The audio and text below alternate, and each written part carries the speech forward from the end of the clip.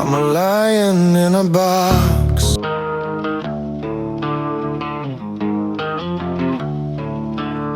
Well, welcome, guys. Welcome to the Lion's Den. I'm Scarlett. I'm Cable. And if you're listening, hope you know you're not just listening, you're joining us. We're not some big producer type thing. We're just two people who love music and want to share it with you and hope that you guys enjoy it as well. So where should we start? Let's start how we met. Yeah, so I was actually thinking about this the other day, and I was like, how did we meet? Hold on. Oh my gosh, you can't change now. What are you doing changing now? What are you talking about? Oh. I was looking for it. That's how we met. Yeah. So I do tattoos, and funny enough, he creates swimming cream. Mm-hmm. And I was like, nice to meet you. We're going to be best friends so I can use your products. Absolutely. And we figured out that we had way more interests than just tattooing, like music, our hobbies, everything. And then you started sharing me your poems. Mm-hmm. Yeah, and it was kind of interesting. I started sharing you the poetry, and then it kind of transformed into some of my songs, kind of like later on down the road. And then I remember, what song was it what was the first song you did for me? That was a while. I know. What was it though? It was your country one. I wish I still have it. You have to have it somewhere. Or maybe I have it. I can't remember. It was old. Yeah. But then I do remember, I remember the text you sent. You're like, Please don't be mad at me. Yeah, like, don't hate me. I did a thing. And you were like, I don't hate you. This is awesome. Yeah. I was like, oh my God, how'd you do this? And so that kind of just started snowballing. We were just doing it for fun. Right. And then I sent you Slither Machine. And I took it and went. Yeah. And you made it into exactly what I saw in my head without much guidance. Yeah. Well, because that's how I read it. Yeah. And I think that's why our music works so well. Because we both see it. Right. Because it's not just words on a paper to us. I feel like we actually see the notes, we see the rhythm, we see the story too. Yeah.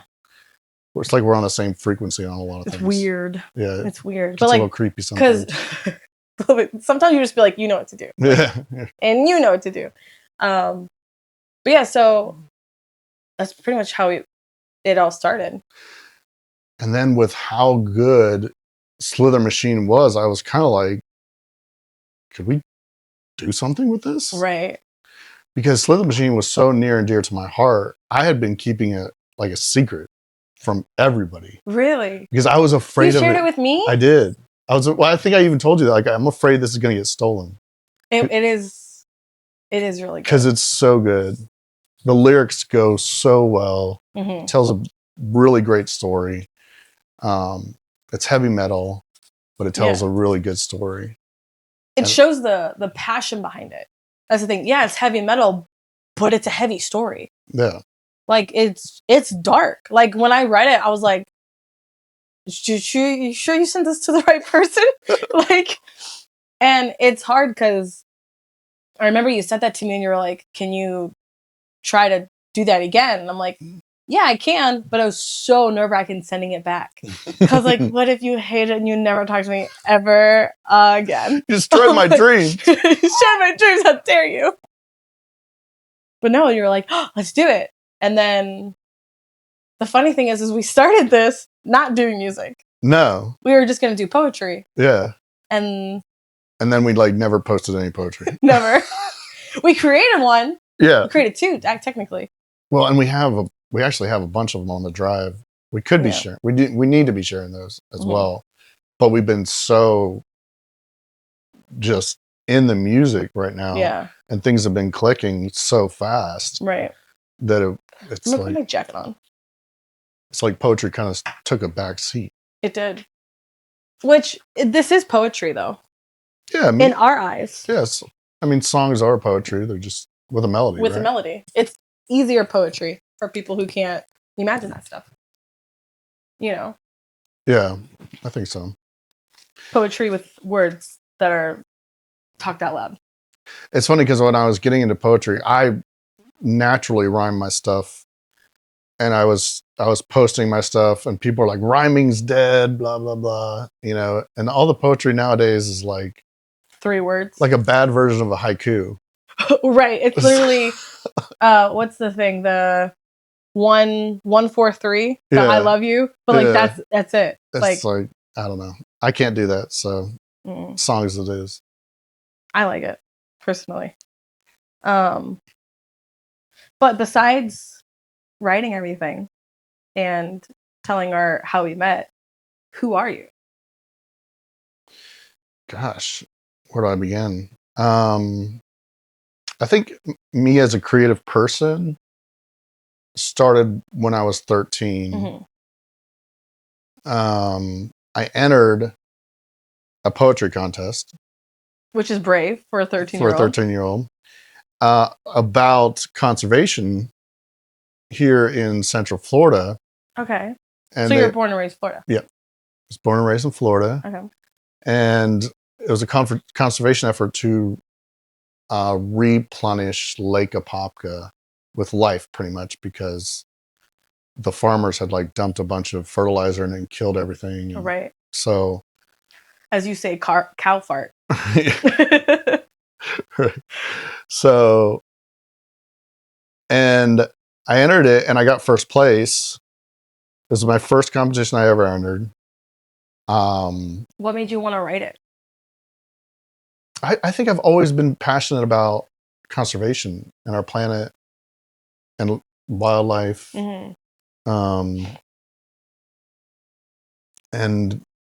it was just an opportunity for me to kind of stretch my legs and see how good I was. And it was like handwritten in the old cursive and everything. So it was so pretty. Do you still have it? Oh my God. I think my mom has it somewhere. If you find it, we'll put it. Yeah, we'll put it on the screen. Post it on. Yeah. Post it up.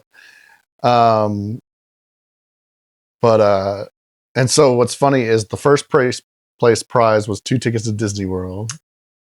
I'm going to Disney. I'm going to Disney. Who'd you take?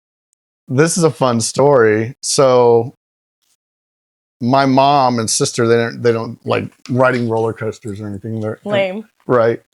And so I was like, well, I don't know who to take. I'm only I'm 13. I can't like go with a friend at the time. Right. And so my grandmother went with me. That's the coolest grandmother ever. Rode Space Mountain, Thunder Mountain, in her 60s.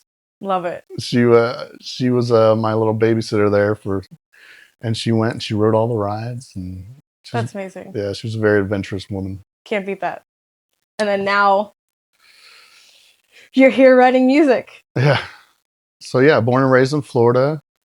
Love sports. Had my own landscaping company for a long time. Nice. Which it fits. And then when I was 23, I joined the United States Marine Corps, shipped off. What made you want to do that? So we were at war at the time, and I was like an able-bodied young man, and I was kind of like, what am I doing? Mm-hmm. Like, I'm only working to make money for myself. Right. It just seemed kind of selfish. And so I kind of like made myself a promise at the time. I was like, well, President Bush at the time gets back on and it says, hey, we need more troops, then I'll sign up. What made you choose the Marines? Wanted to be the best. I guess. I wanted the hardest thing to do. So you just wanted to challenge yourself. Yeah. Just like how you challenged yourself at 13 and you won first place. Did you write before then, or was that something that you seen and you went, I want to try it? I can't really remember. I just remember that as being like the biggest catalyst to continue to write. And I had a little emo band called The Struggle in high school. Mm-hmm. And I wrote our lyrics and music for that. And I just kept writing. There's been definitely times where life gets in the way and right. Kind of take a break from it, but I never stopped completely. Do you think it helped you throughout your life with writing? Yeah, I would definitely say writing, arts, very cathartic for me. very good way to express myself because I think I'm a quiet person regularly. Mm-hmm. I'm not really a talk about my feelings type of person. As we're here talking about your feelings. Talking about my feelings. So to everybody. How do you feel? But yeah, it's been, you know, art has saved my life in more ways than one. You know, I needed that outlet. I needed to work through those things. And it just came naturally to express it in poetry or a song. And it's what's great about where we're at is now I get to share it with so many other people. And I think that's always been something that's been on my heart, even through like public service, everything like that is if you can help somebody, no matter what it is that you're doing, it's worth the sacrifice. Okay. I'm proud of you. Thank It's hard. It's hard to write, especially like personal shit. Like the really deep shit, yeah. Yeah. It's hard. And to be able to put it out in the world, to be like, it's so vulnerable. Yeah. It's literally walking outside naked. Like it feels, yeah. that's what it is. To a point. Yeah, and you got to get to that place where you're okay with, are people going to like it? Are they going to hate it? They're going to love it? Right. You know, you have to accept whatever the feedback comes. that you get. Yeah. I'm sure we'll probably get a lot of feedback that absolutely. people don't like us, but we like us. Hey. They hate us because they ain't us. They hate us because they ain't us. They ain't in the lion's den, that's Right. why. So let's talk about you for a little bit. Okay. What do you want to know? There's so much. I know. I want to know, did you ever think you'd be doing music a few months after meeting? Absolutely not. If you asked me when we first hung out, if this is where you think I would be, I'd say you're lying. You're lying. You're in a whole different. Absolutely not. I don't hate it. I love it. It's great. Yeah, it's an amazing adventure so far. But you grew up. You're like a transplant, aren't you? Like a what? A transplant. You didn't grow up here, right? I did not. No. I grew up in good old Missouri. Oh my god. My southernness will come out every once in a while, so I apologize. But yeah, so I grew up in Missouri, very small town, population of 4,000 people. Like your high school probably had that many people. I mean, this neighborhood has that many people. And that was my town. Wow. Yeah, it was crazy. Lived on acres on a farm. Grew up doing theater since I was 8. So from 8 to 6, like hardcore, did like the summer, the fall, the spring. It was a community theater in college. So I wasn't really around kids my age. So I didn't do like the normal. Oh, well, I guess I did, but didn't at the same time. But like I was homeschooled, so I didn't go to high school. So I didn't have to deal with all that. So I didn't, but I had to deal with all the college stuff. Oh, yeah. So all the drama and stuff from college when, you're 16. Which, it is what it is. I didn't even know you and I had that in common. I was homeschooled. Were you really? Yeah. Were you homeschooled? Like, all the way. The whole time. No way. Yeah. Huh. Yeah. That's crazy. Yeah, I was homeschooled at 3rd grade. Maybe that's why we're a bunch of nerds. Hey, we're not homeschoolers. Okay, there's a difference. There's being homeschooled and there's being a homeschooler. We're different. No shade on homeschoolers. No shame. All the shame. But yeah, so I was homeschooled, so I didn't have to deal with that drama. I didn't really have that many friends because of it. I had like just my sisters outdoors and did theater. And then that kind of took a pause because what I originally wanted to do, which is funny because you're like all about nature, is I wanted to do stuff with animals. Anything and everything that had to do with animals. So I volunteered at a vet office, ended up pretty much working there. And then I worked at a tiger sanctuary. Oh, like fun. Hands-on tiger. Like we're talking, the only thing that was between me and a tiger was a cage. Like it was pretty cool. I did that at 17. Wow. So I retired at 17 years old for about a year. And then I wanted to become stuff with animals, but I also wanted to do stuff with special effects makeup. Pretty much anything with the arts. So we moved down to Florida because there's a stage on every corner. Yeah. It's like a Walgreens, Right. you know? So we moved down here. So your parents moved down here for you? They did. Yeah. For me and my sisters, we had vacation here every summer. So we're like, why not just live down here? So at 18, we packed everything up and bounced. Wow. It's crazy. It was kind of nice. It was kind of middle finger to everybody back at home because they were like, you guys were never going to leave. You know, everybody who lives here is stuck here. And it was just kind of like, bye. That small town you story, know, right? Exactly. I feel like people in those town. small towns like want you to stay because they can't leave. Oh, absolutely. You know? Absolutely. Like my sister moved back up. Oh, did she? Because of it. I'm like, you got sucked back in. I'll visit. I'll visit, but I ain't staying. Like if you go back there, you'd be like, are we in the early 1900s? Like, you know how there's some place, like over in Claremont, how they have where you can visit like the old houses and stuff like that. That's just where my town is. Like it looks like it never aged. Wow. It's weird. But we did like photo shoots and stuff. And my sisters were my older sister, she used to write plays.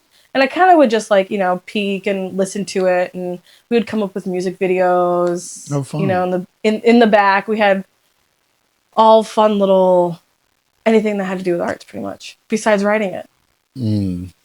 So I came down here, worked every theme park job you possibly could imagine.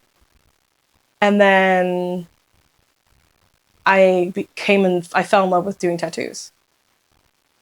Because I would draw. How long have you been doing that now? About 5 years. Wow. Yeah. So since COVID.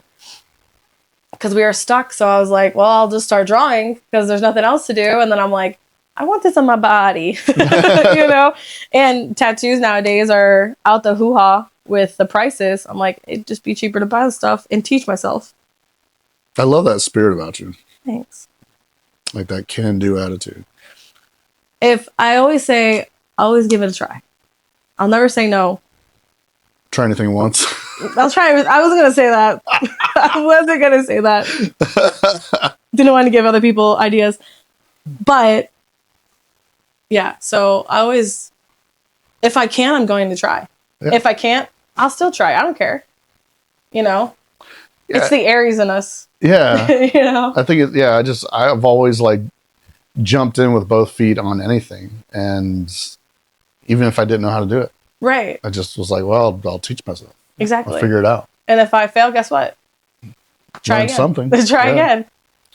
Yeah. And I think failure, you know, people look at failure nowadays as something bad, but it's just the process of winning eventually. Well, that's the whole thing. When we started talking, I was showing you the book that I was writing.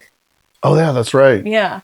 And you were like, this isn't bad. I'm like, thanks. I appreciate it. But that was really hard to be like, hey, I want you to read this. Yeah. You know, because it's not something I would want to publish. I mean, maybe one day. Should. Maybe one thing. So maybe one day.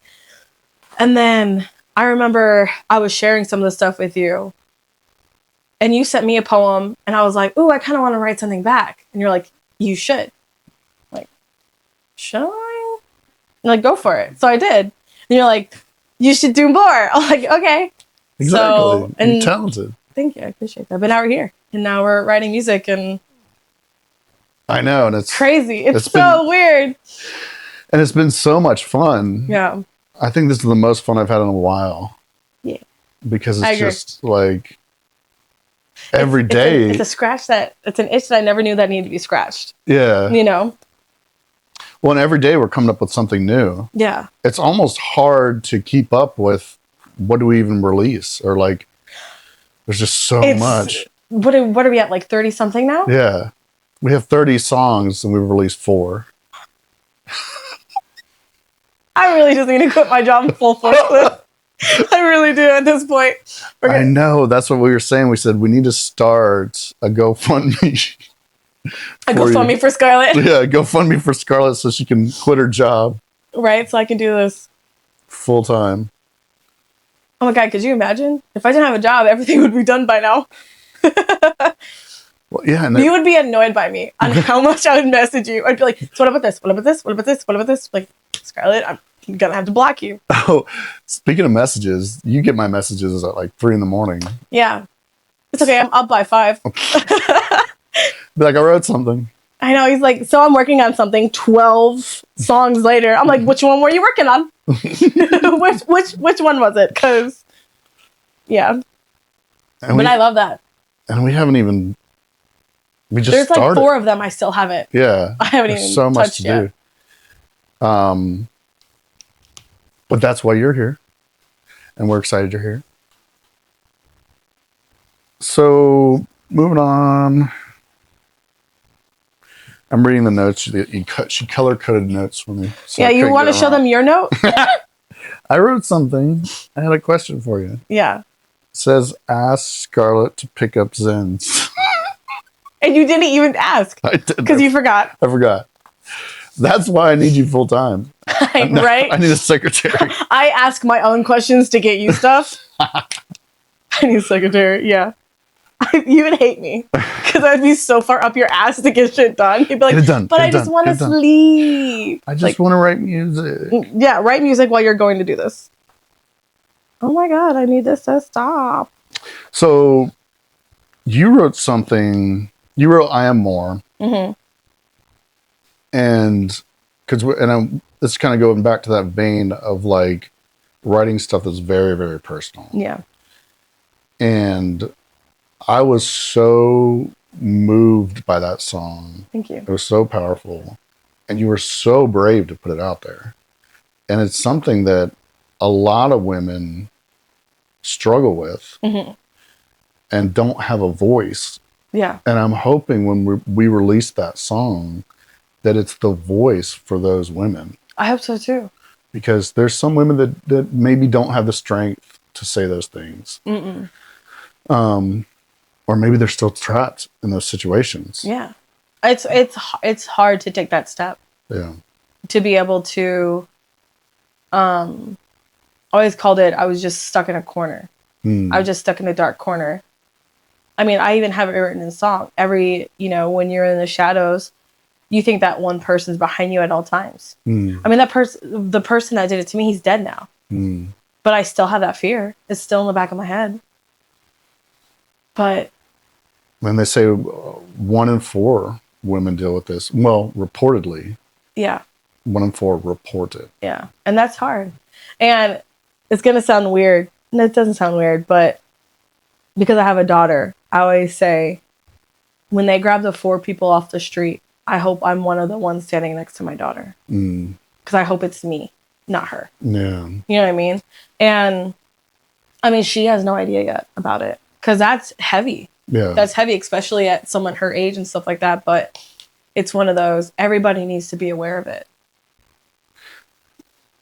Well, and it's a universal problem. It's not a woman problem. Oh, no, not at all. And it's not, these are just bad guy problems. We all need to be, all of us, good men, good women, mothers, fathers, brothers, sisters, grandfathers, grandparents, need to be stepping in and making sure that this stops. Yeah. And, it's, as a cop, I caught a few rapists, and I would say it's probably one of the best moments I had knowing that person's off the streets. Oh, yeah. For a long, long time. Yeah.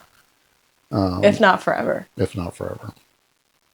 But what made you write? Like, how did you even get into that mental and emotional space to do that? Well, not to get mushy, but you helped, honestly. Like, some of the stuff that you sent me and how dark it is and how you just wrote it. And that night, I ended up having a night terror because of it. And I woke up in a sweat, and I'm like, well, I'm not going to sit here and just soak on it. I might as well use it to my advantage. Yeah. Why not write about it? So honestly, I was writing it thinking like, how would I talk to you about it? You know, like, just like some of the stuff that you sent me, you know, it's deep, it's heavy, and it's like if I wanted anybody to hear it, it would have been you, because I knew you would understand it, and you're like, you need to share this to the world. I'm like, really? Because it's one of those, when it's your own problem, you think it's your own problem. Yeah. You know what I mean? Like, you put yourself in a box, you put yourself, like, everybody's going to judge you in a bad way. Right. Because it happened to you. Or, like, people aren't going to believe you. Or people, you know, you're so worried about the finger being pointed to you. To where it's not. They're open arms. It's not fingers, it's just open arms. And knowing that if I sent it to you, there would be open arms, I would just like, I'm just going to write it. Because having that support made it easier to write. Yeah. And it was just like, if I needed to hear it myself, I know someone else needs to hear it. Absolutely. You know? So that's why I was like, I'm just going to do it. Why not? What's the worst thing that's going to happen? No one's going to hear it? Okay. You know, but I wrote it. And it helped. It's almost like therapy at that point. Yeah, it can be very cathartic. Yeah. For me, it's very cathartic. Yeah. Walking through some of those dark places. And I think what's great and what people need to realize, and I think our stories and our music tell us this, that the darkness is okay. Absolutely. To have that darkness in you, it's okay. Like, we all have that darkness in us. And we all have that pain or trauma that we're walking through or that we're getting through. And we're all just humans trying to make it. Absolutely. And so I hope all of our music, especially that song, brings or gives people the same voice that you have. Absolutely. You know? Or it helps someone that knows somebody. Yeah.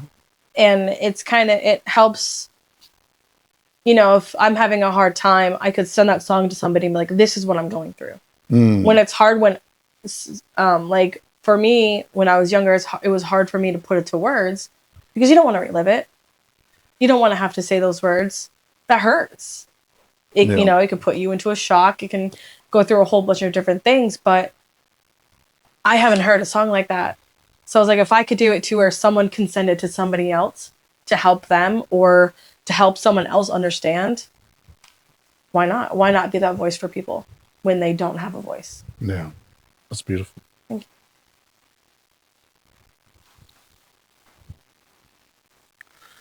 Let me read your highlighted questions. If it makes you feel better, mine are highlighted too. I didn't want them to feel left out. But with that trauma, I wanted to ask you about, does it help you? Like, with all the stuff that you've gone through and everything, is that your way of expressing yourself? Like, is that your only way? Is there other ways? I've definitely done a lot of work with my traumas and PTSD. Yeah, and I can only imagine. I've done the therapies and the groups and even checked myself into rehabs. And I've done a lot. But I would say art is definitely probably the best thing that's helped me through. I don't think I want to discount those other things, but like I went up to Tennessee with Creative Vets to do a song, and what they do is they sit you down in a room with other songwriters, and they kind of just walk you through your story, and you write your song. Well, they didn't know I was a writer. You're like, let me just pull the song that you're trying to write in my back pocket. There you are. And so it was a great time. We had a great time, but I wrote 90% of the song, you know, and the lyrics and everything. And, but I think my story is kind of like your story in the sense that if somebody knew my whole story and said, wow, that guy never gave up, you know, he's still standing, he's still here. And if he can do it, I can do it. Right. And I think that's what I want my story to be about. That's what I want to inspire people to be, is don't give up. just keep going. And one day at a time, 1 hour at a time, 1 second at a time, just don't give up. A step at a time. A step at a time. Don't give up. But yeah, I think it's good for me. But I think what's been nice about us together and meeting you is most of my music poetry was pretty dark, like, because I was still working through so much. Right. But now with you, we've got to write some really fun, bright things, you know? Yeah. Which wasn't really my MO, but I'm really enjoying it. And I didn't realize I had that side of me to share yet, you know? Right. Like we wrote, you know, a bunch of fun little emo songs. And, right. And they're happy. And they're, you know. They're silly. Yeah, and they're silly and they're fun and they're funny. But they also tell like a really good, deep story. Like really good. Right. You know, and so it's kind of interesting how, because of the traumas and things we've walked through, we kind of pull on that pain, right? Tell a beautiful story, but also make it fun and upbeat and happy. Absolutely. A happy ending, you know, kind of deal. Yeah. So it's reminded me of that song I wrote. The one that we can't talk about. Yeah, the one we can't talk about. Can't talk My about favorite one. Yeah. We were talking about K-pop Demon Hunter. Yes. And we were talking about the song Soda Pop. And I said, I love the song so much. I said, but it's so dirty, but it's not at the same time. He's like, I used to write songs like that. I'm like, excuse you? He's like, yeah, this was one of my, this is the one, I've never shared it with anybody, but I thought it was funny. He sends it to me. I said, you've been keeping this from me this whole time? And then 20 minutes later, we have the song. We're jamming out to it. That was... I wrote that song as almost a joke. Oh, 100%. And that's I think that's what the best part about it is. I wrote that song because, kind of as a writer and challenging myself, a song called Walk came out. Yep. And got like #1 everything. You're like, and I was like, do better. I could do better than that. I could write better than that. It's so good. It's so good. And I just needed somebody to help me put it to music. Right. You know? And I think, and it's you. And I think this is on all our channels, but we use a lot of artificial intelligence to help us. Yeah. And I think we get shade for that. But if it wasn't for that, it wouldn't be us.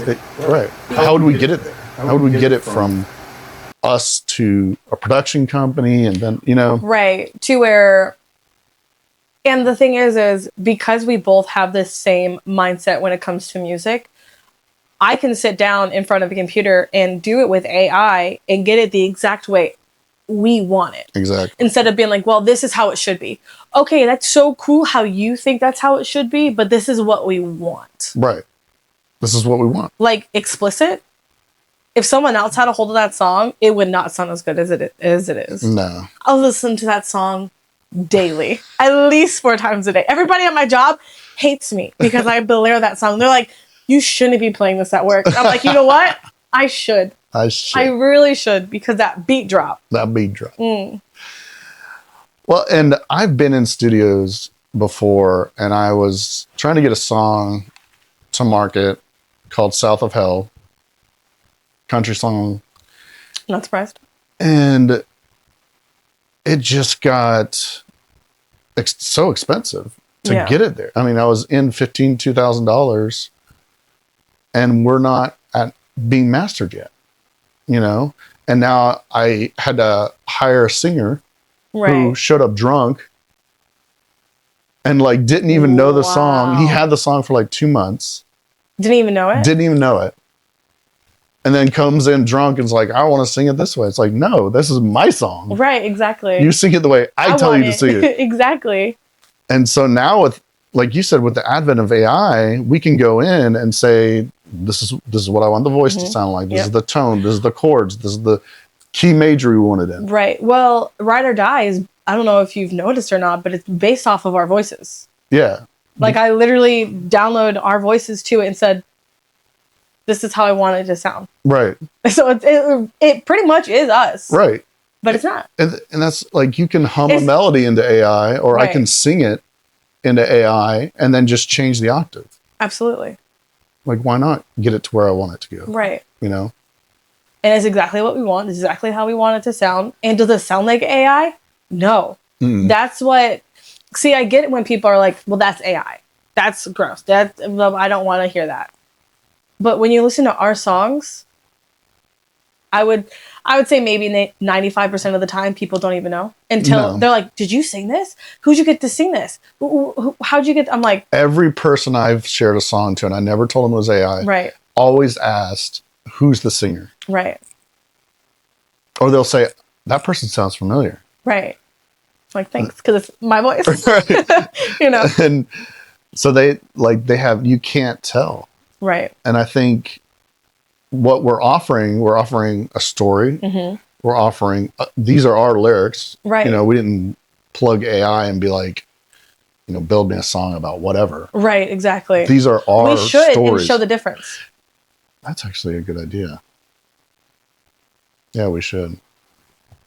It's a really good idea. Love to do like a short episode or something on that. Yeah, sit down. Like a real short one. What we could do is we could sit down. We could write a song together. Write it all out. Like do like kind of like, this is what a day in a life. Yeah. And then be like, this is what it would sound like if it was 100% AI. Right. Have it choose its own genre, its own style, everything. Yep. That'd be fun. And it takes time. Like, it takes time. People are like, oh, it takes the soul out of music. Or... It takes time. Right. Sometimes motherfucker goes, I wrote a song. I'm like, how long did it take you? It took me 10 minutes. I'm like, so you were taking a dump and you wrote the song because you thought of one lyric? Not the lyrics. Oh, The lyrics don't take me time, but like actual building the song takes time. Yeah, the story behind it takes time. But the shit that he took writing the song. I do write a lot of songs on the shitter. That should be called a song. I wrote the song on the shitter. I wrote this. I'll do it. You should. I'll do it. Talk about... I have a story to tell you about that. It's gross at work. Anyway. Oh, this is a good question that I wrote down that I forgot I wrote down. So what do you think makes us as people, like two random people, why do you think our music works together? I think we've said this before. Like, it's freaky sometimes how we're like on the same frequency. Mm-hmm. Like, we'll text each other. We've texted each other the same exact thing at the same time. Yep. And be like, oh, change it to. I'm like, blah, yep, blah, on blah. it. And you'll be like, hey, what if you? I'll be like, hey, we should change it to this. And you'll be like, what do you think if we change it to this? And yep. And it's like, or there was one time I said a line and you brought me, like, you said something and I text you back something and you sent me a song the exact same time, literally titled the words that I was writing you back. I'm like, yeah, I remember that. Do you remember that? Like, that was freaky. Yeah. That was freaky. And so I think I wrote that poem, Kindred, and I really think that there are times in your life that you're going to come across somebody who's just like that kindred spirit, you know? And I think we have that connection. Absolutely. And we've just, but it's not only the connection, but we're both artists. Right. We both like a lot of the same things. Right. It's like the same person, but different bodies. Right. It's like that Freaky Friday or whatever. Well, the whole Red thing blows my mind too. Oh yeah. So my nickname was Red. So is mine. Your nickname was Red. Yeah. And we didn't even know it at first. No. Like, he would write poems and name them Red, and like my tattoo studio is Red Ink. I didn't know it. What? Yeah. Like, but why are you Red? Well, originally I was Mad Red, but you know, that's... You stopped being mad. Well, I was like, fuck this, red. Right. Happy red doesn't go well. Happy red? Content red. At peace with himself red. At peace with himself red. Maybe a lighter shade red.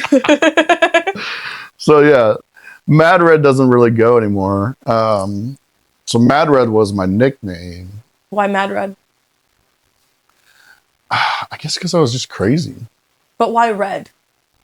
Is it because anger? You think of that color? No, I think probably because my face gets flushed a lot with being blue-eyed Irish, and people think I have red hair.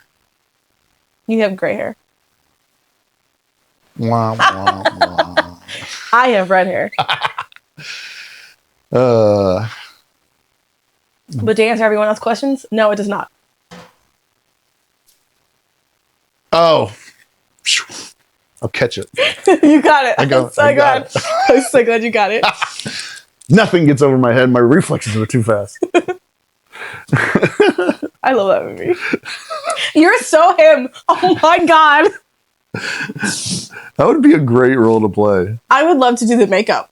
Oh my God. I'd be like, you're going to have to stand there for 12 hours while I draw all over you. That sounds terrible. So yeah, so I was named Mad Red. And then I just changed it to Red. Well, it works. It's like the universe knew. Yeah, it's quite crazy. But it works so well. It really does. And now we're Redline Productions. I know.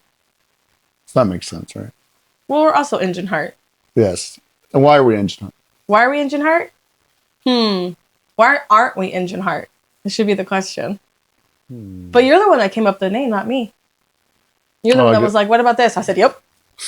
That works. Yep. I like that. So you explain, not me. What made you think we should be Engine Heart? Because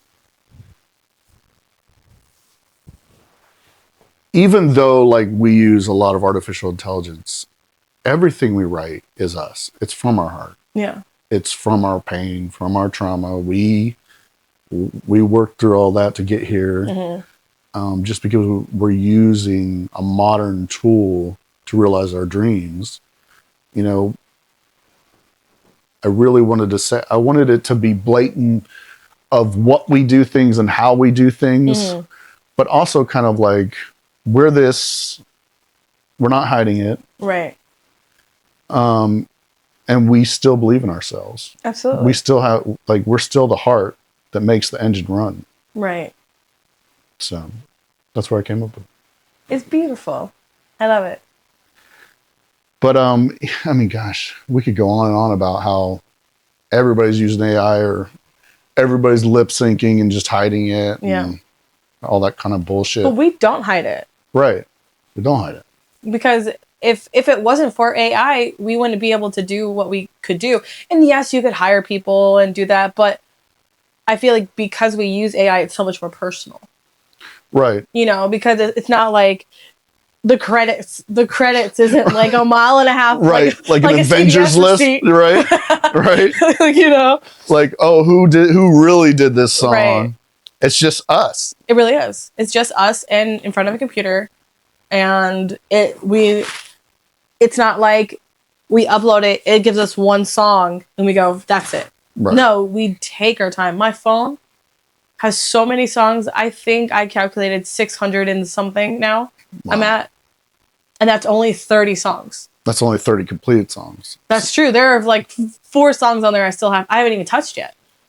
Yeah, and so that's like 600 renditions that we've had to work through. Yeah, and that's only on that one. That's only on that one that I have. I have 4 other accounts that I was doing in the beginning. Oh yeah. Until we came up with Engine Heart, then I started putting it on there. Right. So over 600, over 700 probably of different types of ways. I mean, I would say the most short amount of time that I was able to find a song was that just got released. That one emo band. 15 types of versions that I had to go through. And every single song, every time I would get something, I would have to go through and edit every single detail that I want. I'm like, I want this change, this change, this change. And then it would to a point And I'm like, nope, I want it to sound like this. Now go. And it would take forever. Like, if it wasn't for the red hair, I'd probably be gray. But I mean, and it's not just having to do that, but like there's a lot of times I'll write something and I'll play it on the guitar, or I'll kind of hum it, and I'll be like, okay, and I'll send you the actual chords of, Right. I want it in these chords. Like, Right. this is the song. Here's the verse. Yep. Here's the chords for the verse. Here's the chords for the chorus. Right. Here's the chords for the You bridge. tell me when you needed a break. You tell me when you wanted to riff. You tell me every single possible detail besides making the song itself. Right. So we're literally coordinating a band without having to buy studio time. Buy a band. Right. Buy a band, Right. have a band, buy all the instruments, buy the studio time, Right. and then go in and it might not even work. Right, exactly. Or the people might not show up. Equipment might not work. You know, there's so many complications that could happen with that, Yeah. to where we could just sit right here and just start working on it Yeah. and have it done, and not having to rely on other people, because people nowadays aren't reliable. But we can rely on each other because we know that's who we are. Right. Like, what was it yesterday? You were like, I can't wait to hear about it. I was like, as soon as I get off work, I'm going to send it to you. I promise. And I'm at work making food, just waiting for it, listening to my headphones that I'm not supposed to be listening to. I'm like, I need you to change it. Okay. They're like, what are you doing? I'm like, I'm creating a song while making food. Leave me alone. Like, you need to make this order. Yeah. And that's why we need a Patreon account. Yes, please. So that I can give you all the good music. All of it. You know how shit I'd get done? Well, Finish that. Finish it.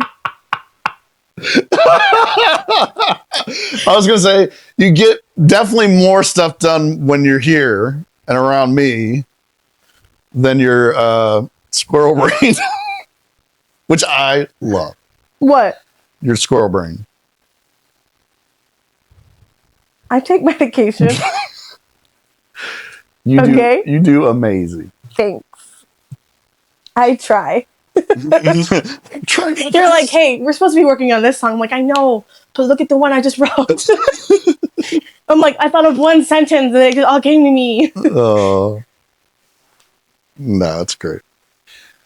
It makes for a very exciting time. It really does. It really does. And I'm like, hey, remember that song you sent me 12 days ago? I finally started working on it. I'm like, but it sounds so good, I promise. So, you just finished a song. Which one? The Hero Never Wins. I love that song. And it was birthed from... You! Thank you. Birth from you! Because we were having a conversation and I was like, if you could write one song, Yep. like just one song, Yep. what would it be about? I was like, a superhero turning into a villain. I think that would be so powerful. And I think it goes like, because I do shadow work, and I think I love that song because it really kind of talks about how we all have that good or evil side to us, right? Absolutely. We all can be the villain of our own story or the hero, depending on kind of which way you go. Right. And so I really enjoyed that you made. Thanks. My daughter loves it. Yeah? Yep. That's I awesome. played it to her. I've played her a couple songs. I played her that one emo band, which girl's obsessed with it. She's obsessed with that one, and then the one emo love song. She loves that one. Oh, have you played her the emo sad song? No, not yet. I was listening to that today. Yeah. Yeah. I have to edit it. I got to do some things to it. See, that's why I haven't, because you're not done yet. Yeah. It's actually still good the way it is, but it could be better. Yeah, there's some songs I need you to rewrite, but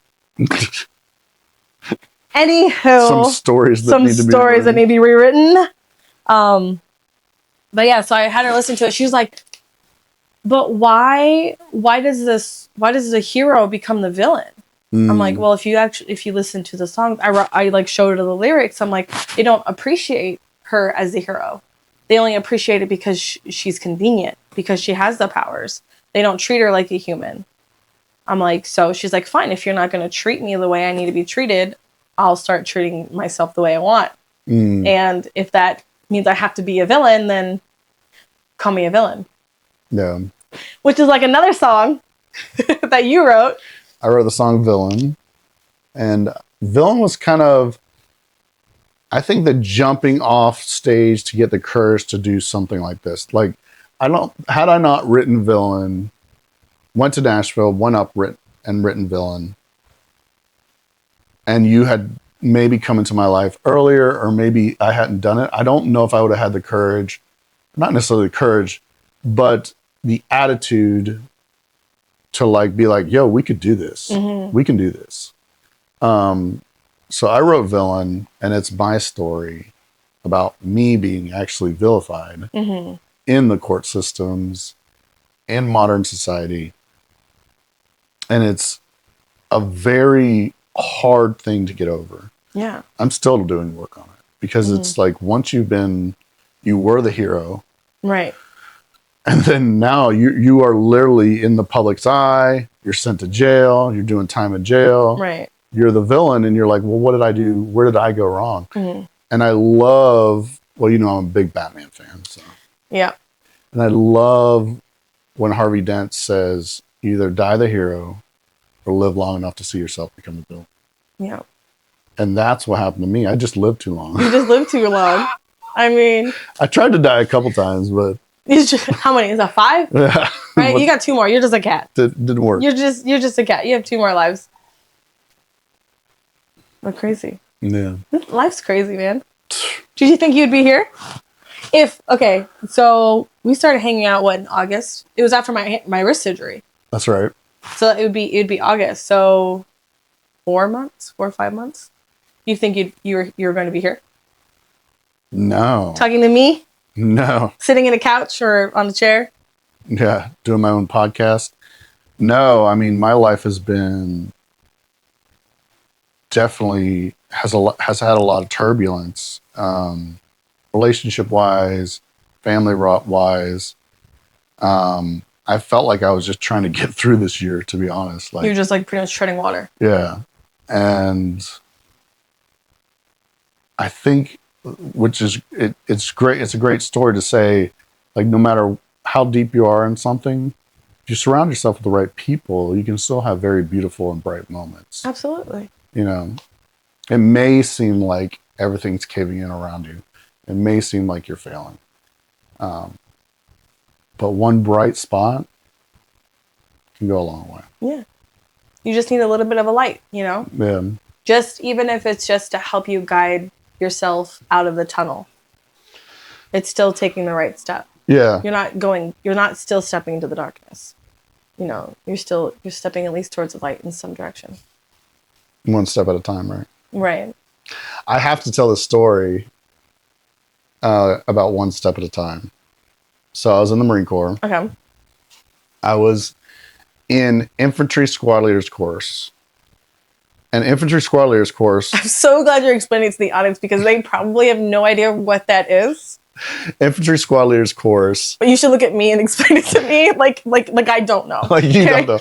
Dumb it down. Dumb it down for them. So infantry squad leaders course is where they send non-commissioned officers, corporals, and sergeants to go and learn about combat operations and being a infantry squad leader. So you kind of have an idea what they go through. Is that what it's? Well, I went on 5 deployments in 5 years in the infantry. So I didn't really need to go to this course. No. But they sent me anyways. Okay. They're just giving you something to do? Yeah. Yeah, because I was bored. Yeah. With 5 deployments. They're like, this guy needs to keep going. Yeah. He may be exhausted and almost died a couple times. Right. I mean, he's not deployed, so let's just send him to a school for 3 months. Absolutely. To be... And then we'll deploy. I was just about to say, and then...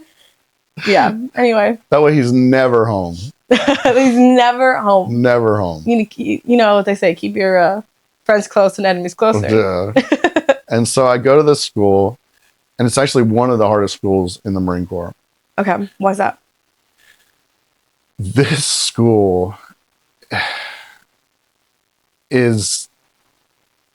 Let me put it this way: we had a guy who was a sniper, already graduated sniper school, and he's like, "Fuck this school, I want to quit." And he was he had already graduated as a Marine Corps sniper, which is a very tough school. So something that was so hard to get through, he went to this and said, "Fuck that." Yeah, he's like, "I don't want to do this. This is terrible." Now, terrible as in it was just generally terrible, or was it just that hard? It's meant to be miserable. It's meant to be so that when you get deployed, it feels like you're on vacation, right? Like, well, this isn't too bad. Easy. It's like when in anime, when they put the weights on the ankles and stuff like that. What anime was that? Dragon Ball Z. Yeah, and they take it off and like, this is great. Powered up. Right? Now I can move so much faster. So much faster. But go on, sorry. But so we were doing this night maneuver, and a maneuver is pretty much just a hike with a lot of gear in the middle of the night, up and down a bunch of mountains. That's what a maneuver is. And I thought, like, infantry standards are 3 miles an hour, like with a 100-pound pack. Okay. You need to go 3 miles an hour, 20 miles in a day. Like, that's the goal. Damn. Okay. So we had our packs, and then we had what's called automatic weapons. So an infantry squad carries their regular weapons, your M4s, if you have a pistol or if you have any breaching tools or any of that. And then you carry your regular pack, food, water, and ammunition. Mm-hmm. And then on top of that, you carry squad automatic weapons. So which is like an M240 Golf. As much weight as possible, besides a human. 50 cal, like a 50 cal machine gun. So just your like the biggest guns you can think of. Right. If a person could think of one. And so we had to diversify that weight between a squad of 12. So you had your regular weight, and then you had to carry automatic weapons. So what we would do is we would kind of run in a straight line, and the weapons would get tossed, like slowly trickled back. And then you would run to the front and toss and keep, so you could keep. So not everybody was carrying the weight all at the same time. That's smart. So you're kind of like diversifying the weight. Mm-hmm. So I thought it was going to be like a hike, or we call it a hump. And our instructor goes, "You guys ready?" We're like, "Yep." He's like, "All right, let's go." He takes off running. And he's like, "Keep up." And we're like, "Are you serious? With full gear, you want me to run?" Okay. So we ran. That's what you do. You're a Marine. You do what you're told. And so we're running up and down these hills, and my buddy, Elder, if you're listening, love you, brother. Sergeant Elder and I, we get up to the top of this hill, and I'm carrying the 240 Golf. He has the A bag, which is extra parts, and the tripod. Mm-hmm. So he has two things, and he looks back, like, "Somebody needs to take this. I'm carrying two things." I'm like, "Oh, I'm carrying the machine gun." He's like, "Well, he's like, pass it back, bro." And I look back, nobody back there. It was just me and him running in the middle of the night, trying to keep up with everybody had fallen out. Everybody had fallen I was just about to say, was there just no one behind you? There was no one. They gave up, or they quit, or they got injured. So y'all think you had people behind you to support you? You're like, "Fine, we got this. People can help us." Right. And then you turn around and you're nobody there. And so we're switch. we're literally at the top of the hill, and I'm like, "Bro, it's just me and you." He's like, "What the?" He's like, he turns around, he's like, "What?" It's like, "Where the fuck is everybody?" I was like, "I don't know." I was like, "Where's the instructor?" And he's like, "I don't know." Okay.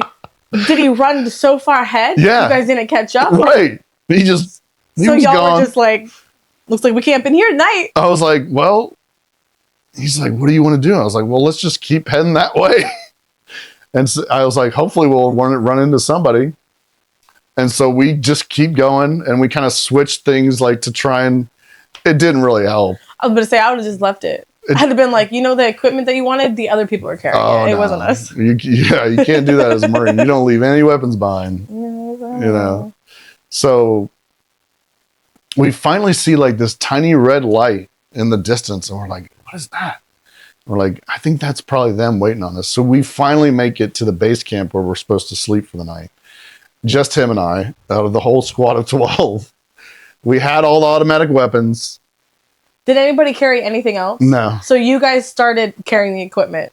No, it had been rotating, but this was a long hike. I think it was ended up being 10 miles. And so it was like 10 miles. My body hurts just thinking about it. In the middle of the night, up and down mountains in California.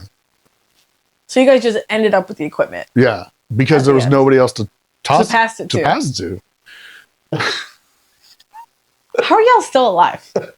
And so there was times during that hike where I was literally telling myself, just 1 foot, just one more step, just keep going, 1 foot in front of the other, 1 foot in front of the other. And I just had to keep telling myself that. And finally we get to the base camp, and I'm like, my feet feel warm and like wet. Am I sweating? Like, I wasn't sure. I'm already terrified of what that is because I already know. So I looked down at my boots, and they were bled through. I had torn the soles off the bottom of my feet. And I'd show my buddy Elder.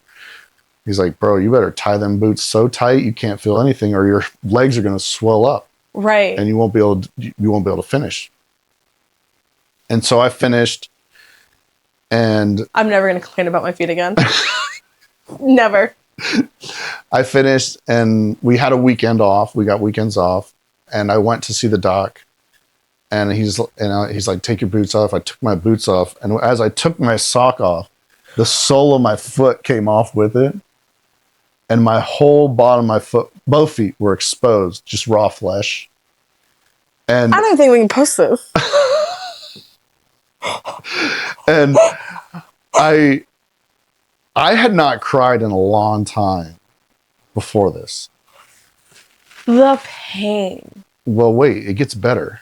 How does it get better? I'm assuming you're saying worse, but yeah. Okay, go on. I had not cried, and I didn't say a peep, but tears were streaming down my eyes because the doc says we have to clean this. And I'm like, what do you mean? He's like, dude, I'm gonna have to clean this, like disinfect it. And I'm like, well, what does that entail? He's like, I'm gonna have to scrub it. I'm like, you're gonna scrub the bottom of my feet with a brush and alcohol? He's like, yeah, or you may get infected. He's like, you've been in these boots for 2 days. Like, we have got to clean this. And so he scrubbed the bottom of my feet, exposed soles, exposed flesh. What? And I didn't say a peep, but I was like literally like just streaming, crying. I was like, this is the most pain I think I've ever been in. How did you not pass out? I don't know. I would have passed out. I think I would have passed out because of the pain. I don't know. I just sucked it up. So how did you do 1 foot after another? It'd be one bone after another at that point. How does your feet even work now? Skin grows back, you know. Yeah. So in order to finish the school, I had to wrap my feet the rest of the time. Were you able to take any type of medication or anything because of it? So they have this saying in the Marine Corps. I'm gonna guess no since you laughed. No, they have this saying like, drink water and take Motrin. So we got Motrin. Yeah, I would have crushed that Motrin up and just shoved it in my feet and said, let's hope for the best. I would have absolutely not. Drink water, take Motrin. Drink water, take Motrin. How about drink water and shove it up your ass? Like, the fuck? So I say all that to say, like, literally, I've had to put 1 foot in front of the other to get where I wanted to go. To get where I had to go. Mm-hmm. And look at you now. And look at me now. But also emotionally, you gotta put that same spiritually, emotionally mindset. Sometimes it's just literally one step at a time. Excuse me. Okay, I have a question for you. Mm-hmm. Is there a song that you've written that you'll never show anybody?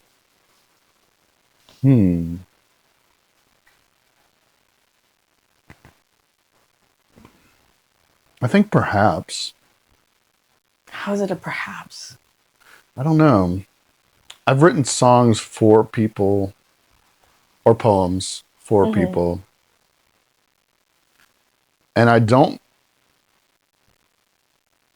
know if sharing would cheapen it. Sometimes I've written, because I've had people. No, I'm not talking you write something and you send it to somebody for them personally. Okay. I'm talking like you wrote something in a book, in a phone, and you go, I will never share this. It is too dark or it's too vulnerable. Like, is there anything like that that you've never shared with anybody? Well, there's a lot I haven't shared with anybody, but I don't think now at this point in my life, I'm okay with sharing it all. Yeah. Because. Why is that? Because what if it's that one thing that you don't share that saves somebody? Right. Like that one poem, that one line, that one story, that one song, and somebody's having, their worst day ever, and they turn on the radio and they hear our song, or they turn on Spotify or whatever, and they hear our song, and they go, I needed that. Like, that's the one thing I needed. And I kept it to myself. It's almost like being too selfish. Yeah. Yeah. And why? Why would I keep it to myself? And I actually wrote a poem about this. It's called Inkwell. And it's really talking about how these poems, these songs are such a part of my being that me putting them out there for you, you're seeing really intimate parts of me a lot of times. Mm-hmm. And it's scary. Like we talked about earlier, it's scary sometimes when you're like, oh, this is, I wrote this. Please tell me you like it to make me feel better. Like there was one thing that you sent me recently, and I was in the middle of work and I had to leave. I had to go in my car, sit down and read it, and I bawled in my car. It was so sweet. And it was like, are you joking? Like, you wrote this? Like, it's one of those, reading it, it felt like it was words coming out of my mouth. Yeah, because it's very similar to I Am More, right? Yeah. Like, that last paragraph, that got me. I was like, Cable's trying to kill me. Like. And I wrote that for a beautiful person. And she was she had been through a lot of the same things that you went through, the same things that a lot of women, rape, sexual assault. Yeah. And she had sent me this beautiful mess of words, and I kind of cleaned it up and created Birdcage for her. It's beautiful. And I actually like that one. Sometimes when people send me just like a word vomit. I love that. They're like, ah! And I'll be like, oh, thank you. You're like, thanks. I appreciate the inspiration. And then I'll send it back to them. You're like their own personal AI. Right. And then I'll send it back to them, and it means so much to them because a lot of times they'll say, you said the things that I didn't have the words to say. Right. Or you found the meaning in what I was trying to say. Right. And now that's straight to the heart. Yeah. Like Engine Heart. Like Engine Heart. Or Stab to the Heart. Like you wrote that one. I did. That one's also a deep song. That one was fun. That one I wrote that in rage. Fun little fact. I wrote that in pure rage. I had a huge fight with my ex. And it's hard when you're trying to work on yourself and trying to become a better person for you, but then also getting the finger pointed at you and being told you're this, you're that, you're nothing, you're the villain, you're the villain in the story, you're a horrible person, how dare you? And you're like, how dare me? I'm doing it for me. Like, I understand you have your life, I have mine, but I have to live my life. Yeah. Because I'm not going to sit down and just be a robot. Right. I'm like, okay, cool. You like the thing that I wrote saying, I might be a villain in your story, but I'm the hero in mine. I love that. Love that. And that line, that's what started the whole song. I love that little whisper in the middle, but we'll see later. It's my favorite. That's actually my voice. But it's transferred into the AI voice, but that's actually me whispering. Whispers. Well, and I mean, I don't know if it's anybody's voice nowadays with like auto-tune and all that. Oh, no. Like, I mean, I just saw an article. We should record one of just us. Right. I think that would be fun. And auto-tune it? Absolutely not. Pure wrong. Be like, see, this is why we choose AI. We cannot hit these notes. We can't. We can try. We can try. We do our best. We do our best. That should be the title of the song. We do our best. We did our best. Everything is like off tuned. You know, the beat's off. I bet you, like, how funny would it be if we just like did like the music's like killer, and we just terrible kill it, and we kill it. Kill it. It's called killing it. It's called. And this is how we write our songs. We say one sentence, and then we both leave. Right. Then I go home, you go home, and then we both like. So I wrote a song. So did I. Or we kind of challenge each other. Sometimes we'll be like, oh, like the Christmas songs we just released. That's true. We're like, you write a Christmas song and I'll write a Christmas song. Let's see how like diverse they are. They're insanely diverse. Yeah, total polar opposites. It's funny. But I think it also is so good because it shows kind of a testament to our talent and why we work so good together. Right. So you wrote ho ho ho. Yep, sure did. The last word spelled different. There's an E at the last one. And I wrote a very dreary Cable Christmas, which is a very dreary song. And mine's very upbeat and kind of raunchy. Because why not? Well, because I always thought, how everybody, the joke of Santa has his little ho-ho-hos. Right. I was like, just make it. Let's make it. Let's make it. Yeah. Because what we were doing, were we listening to Christmas music? And I was like, I want to write Christmas music. And you're like, let's do it. Let's see what we got. Yeah. And I was like, okay, I wrote mine. And you're like, I wrote mine. Like, cool. Yeah. Like competition. Yeah, exactly. We've done that a couple times. We did it at the Christmas songs. Oh, we did it at the raunchy songs. Which you're gonna redo. Yeah, I gotta redo mine. But the Locksmith, the first song I ever wrote. Do you remember? Yeah, but what did I write?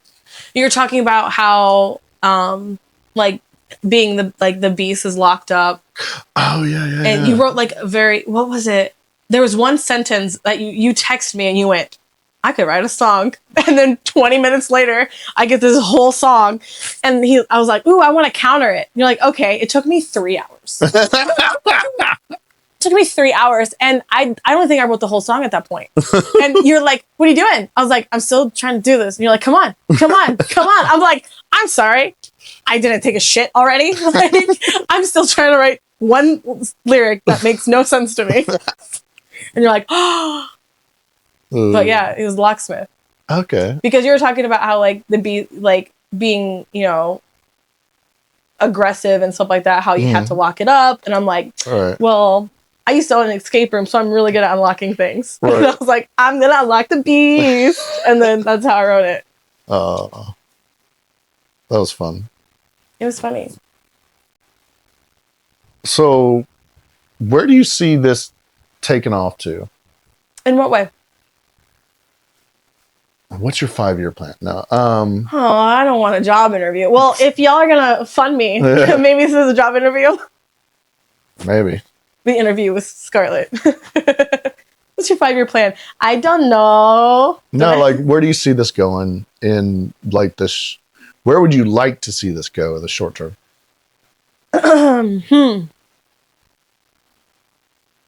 Honestly, I think it would be so cool to hear our songs on the radio. Oh, yeah. I think it would be cool to get people writing us talking about our songs and how they relate to it. And honestly, I want to prove that one, AI can write music, not write music. It can help us create music. There is still a person behind the words. There is still a person behind the lyrics and even behind the music. Like even when the beat drops, you know what I mean? Like that's not AI who's doing that. That's all us. Right. You know, like I want people to be like, oh my gosh, even though this is AI, has so much emotion behind it. This like, I want it to be inspiring. I don't know. I love, excuse me. I love any type of arts. So something like this, I'll eat up. I don't see what happens in 5 years because I already know where it could go. Yeah. You know, like we were talking about doing podcasts and going on all the social medias. By the next day, we pretty much had everything ready because I feel like we're the same way. Once we start using that throttle, we're just going to go. Yeah. So it might be 5 years. It might be 10 years. It might be tomorrow. You never know. But I hope that we just show our art to the world. You know, to be like, look at what we did. You know, the little otter with the baby that's like, I made this. You know what I'm talking about? Uh-huh. Like that's what I want to be. And I want to not to sound like a mom, but my daughter to see that because she wrote a little song. I showed it to you, right? So cute. She came up to me a couple days because I showed her that Ho Ho Ho in a Jury Christmas. It's now on YouTube Music. And Spotify. Which is it's exciting. I know, but you know how hard it is to get on YouTube Music? No. Well, think how fast it got on Spotify. That's true. It took a week. With YouTube Music, they have to analyze every single word, everything, because they don't want it to be copywritten in any way. So the fact that that is on YouTube Music means that it got approved. Like it was original and everything like that. But Apple Music doesn't do that because anything AI Apple doesn't do. Nope. Because, because they have Apple Intelligence, not AI. Okay. Maybe if we say that's Apple Intelligence instead. Created by Apple Intelligence. Right? But my daughter, right, because I was showing her all the songs that we were writing, and she's like, I want to write a song. I'm like, okay, cool. So we wrote it.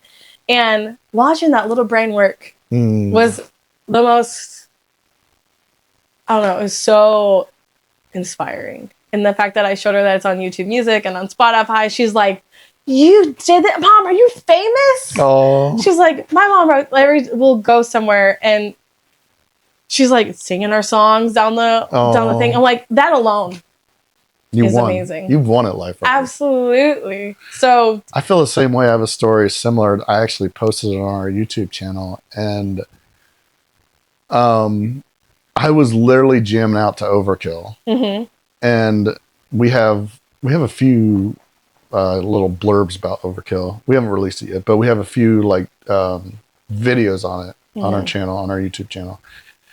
And I was literally jamming out to it in my car, and I get this text from my son, and he's like, I cannot stop listening to Overkill.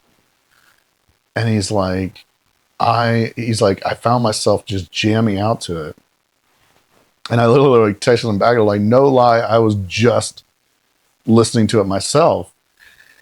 And this story is great because my son plays the drums, but he had kind of fallen off because of some family issues and different things. Life just gets in the way. Right. And I really was trying to get him back into doing the drums. And I told him, I said, hey, bro, I want you, when we make the music video of Overkill, I want you to be on the drums live doing it. And he was like, really? And I was like, yeah. I was like, so you need to start practicing. And so he went straight up to his drum set, started practicing, trying to figure out Overkill. And so, I share that moment with you because it's like, I feel like we've already won. Absolutely. That's really what do we see in 5 years? I'm like, I don't care what I see in 5 years. Yeah, anymore. We've already won. Yeah. When you have your children excited for you in life, that's such a beautiful moment. Absolutely. It really is. Well, that's all the time we have. Thanks for joining us in the Lion's Den. Yeah. I'm Cable. And I'm Scarlett. We did it. We did it. High five. Yeah. a lot longer than I expected. We have to leave right now. I know. We gotta go pick up I was kids. at the time and went, No, I looked at my watch. shit.